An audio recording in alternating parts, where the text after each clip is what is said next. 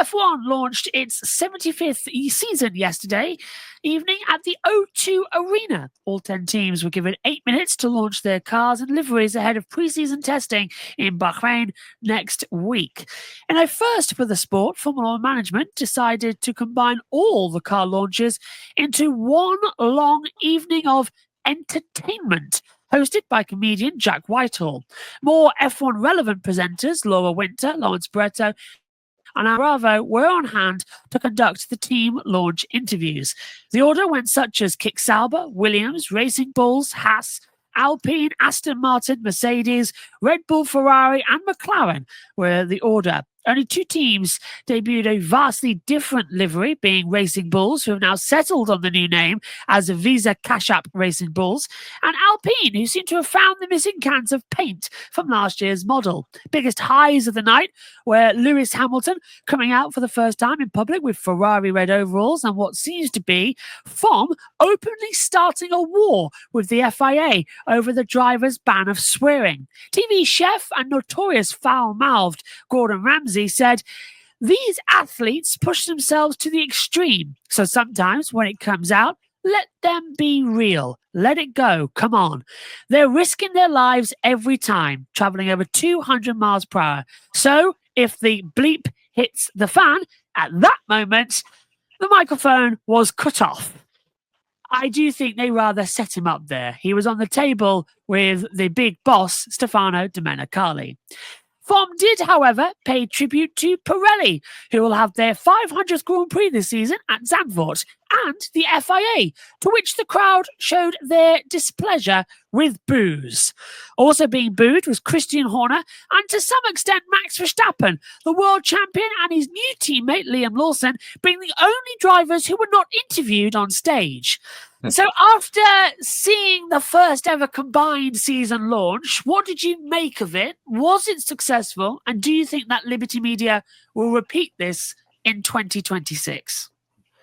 Yeah, Josh, yesterday I actually started watching some of it when I was at work yesterday when things got really slow, and then I didn't get to finish it, but I went back and looked at it again. I was thinking they need to do this again. Like this is something that I think really has long-term potential. I know this is just something that they were going to do because it is the 75th anniversary season, but I could see this becoming an annual event. And instead of, the teams announcing that they're different launches all over the place. I know this is probably easier for you, Josh, with your own channel, because you don't have to keep a calendar and be like, this team is going to launch on this day and this team is launching on that one, or you just get it all at once and then you can just take it in from there, and it makes it a lot easier on everyone who's covering the sport, so you don't have to cover all of these different launches. You can just get it in one place. So I like that aspect of it.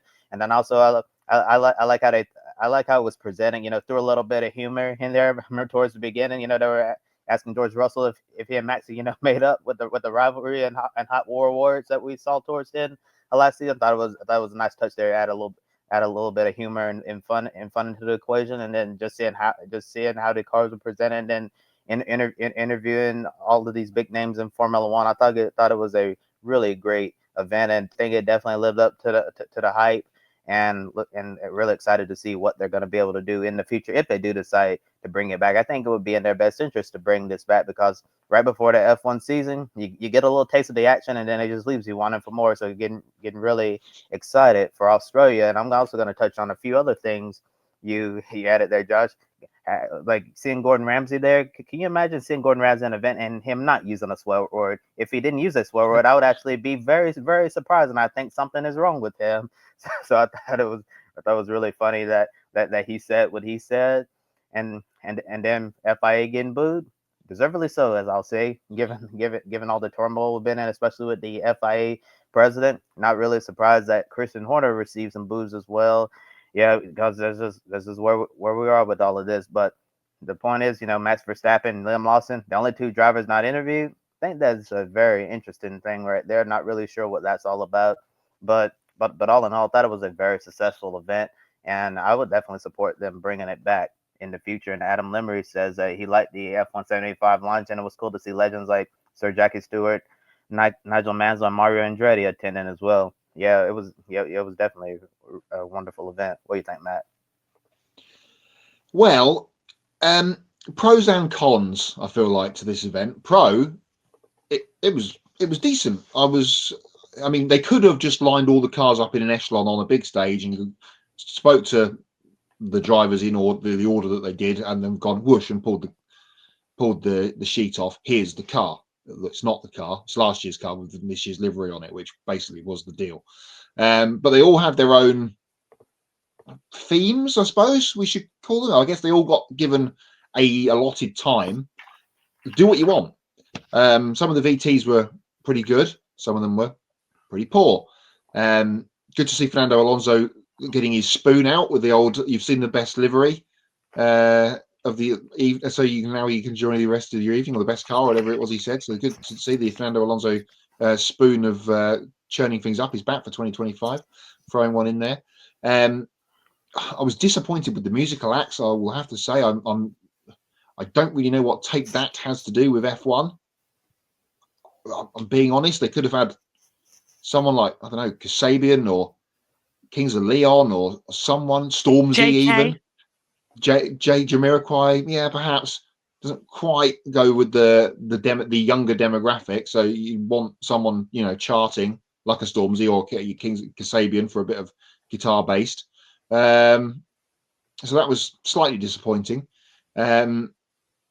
But overall, really good. It's a shame to some degree that the regulation change doesn't happen for this year, because then we would have actually seen the new cars with the new liveries and the new drivers. Whereas now they kind of have to do that again next year to have that with all the new stuff that we'll see for next season with the new regulations. So some good, some bad. We might cover some more of it off when we get to Hots and Knots later on.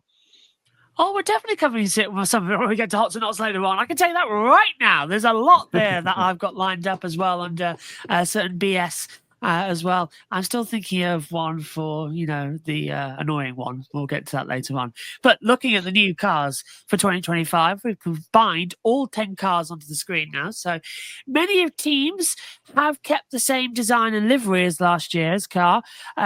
With this being the final year of the 2022 regulations, though, as Matt was saying, we've kind of been expecting that. Williams, though, they do have a new package, as does Alpine.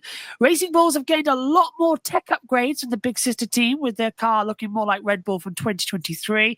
But not a lot of changes, sadly, as we look forward to 2026. But as we keep that on, you can see the Alpine getting the paint and RB with the new colours. Matt, starting with you, which team looks the strongest going in to 2025?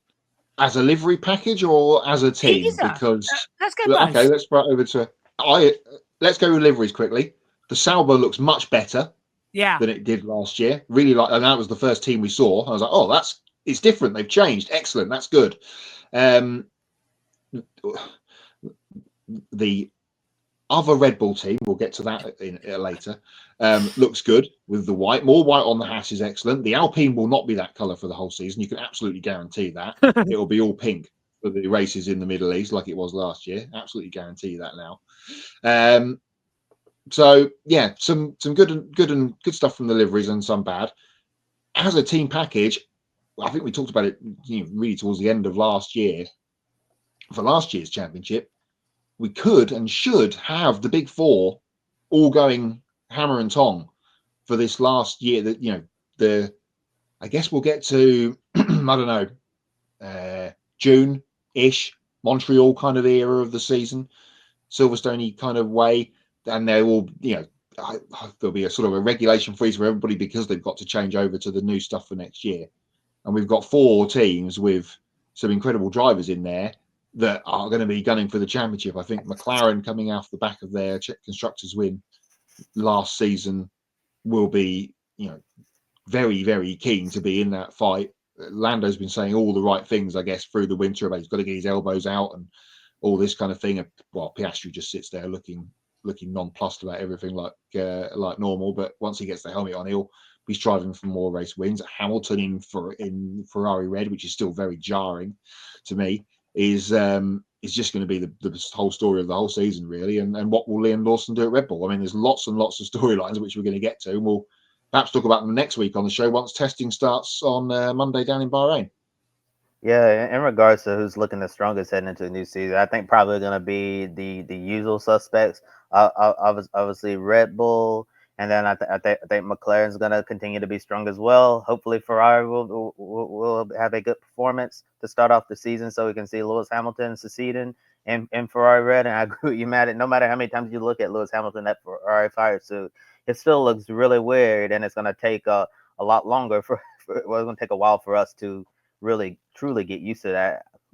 Even back several years ago, it was weird after seeing Sebastian Vettel in the Red Bull fire suit for so many years. It was really hard to adjust the odds of him being in a Ferrari one. Yeah, so that's one exciting change that we're going to be looking forward. But some of the teams that struggled in 2024, I wonder how much progress they're going to make in 2025. Can Kick Sauber 1 year before they switch to the Audi factory Formula One team? Are they going to be able to make any progress? But I'm not really sure about that. And then Racing Bulls, the name change once again. And I have to say the Racing Bulls livery definitely has to be one of my favorites. I think the added white on the livery is a nice touch there, and you see a Red Bull car, it looks basically the same as it has been for the longest time. But yeah, really looking forward to seeing what the Formula One season is going to be like in 2025, because last season, as the Red Bull car started to fall off, we really saw some really good action, towards the front of the field and even in the midfield as well. And hopefully that will continue this year, and we'll have a real championship battle on our hands at the front. Very much looking forward to making my predictions next week, as we all do. It's sort of become a tradition. Last half hour of the test day on day 3, we all write down our 1 to 10 of the Constructors' Championship and see who's going to be the closest at the end, and then we write down who's going to be world champion. And Hunter says, I repeat what I said in the stream. It felt like F1 changing itself to fit showbiz needs rather than showbiz shifting to fit F1 needs. Still what it felt like last night as well. It was quite entertaining. And if you want to watch mine and Ed's and Josh T's reaction, that's on JB Motorsports' Twitch channel as well. We've saved it, so it's permanently there. We can't get it on YouTube though. But hey, it's for the casuals. It's nice to have. And a small team like Sauber gets way more attention than it would otherwise. Quite true. Kobe, you did mention earlier on how it would be easier for people like me to have one stream. Couldn't broadcast it on YouTube, had to shift to Twitch. Personally, liked it. Don't want to see it again. I'd rather have the individual teams. I'd rather be sat here bored stiff than being able to talk to viewers than having to sit through that for another 2 hours, if that makes sense. I'm old school. I'd rather go and freeze, my legs off in the field somewhere watching glimpses of a Mercedes or something. That's to me what I'd like to do. Anna says, like Sauber, schemes 2025 for me, Ferrari and McLaren will challenge Red Bull. Red Bull are done. Let's get that away. Red Bull are done.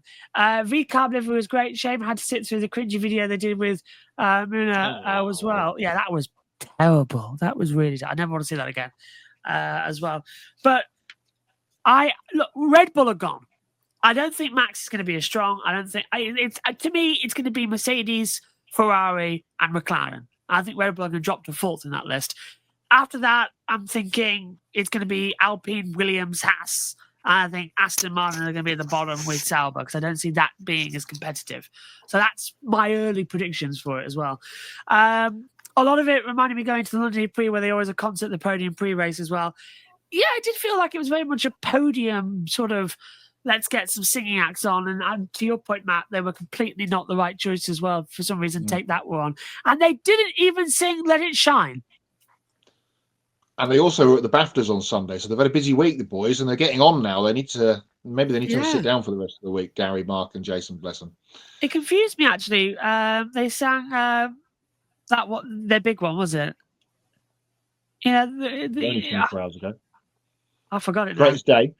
That's it, yeah. But doesn't Robbie used to sing that bit, and Gary did it, and it confused the mind boggled with me. By the way, if you wanted the swear counter, it was $10,000 to Gordon Ramsay, $50,000 to Edward Hunter. You got about 9 swears in throughout that as well. But we docked him some for 5,000 because it was only cheeky. So more swearing to chat in Hots and Knots later, but not from Formula One. No, it is not from Formula One. It's from somewhere close to home. Mind you, I think what Formula are doing with the celebs for the Evo session thing in Miami. Are we even covering that? I'm not doing it. It'd be more cringy, yeah. I want to cover it, but I sort of want to pretend and close my eyes and pretend that Formula thing in Miami is not happening. Anyway, we'll move on to the next story.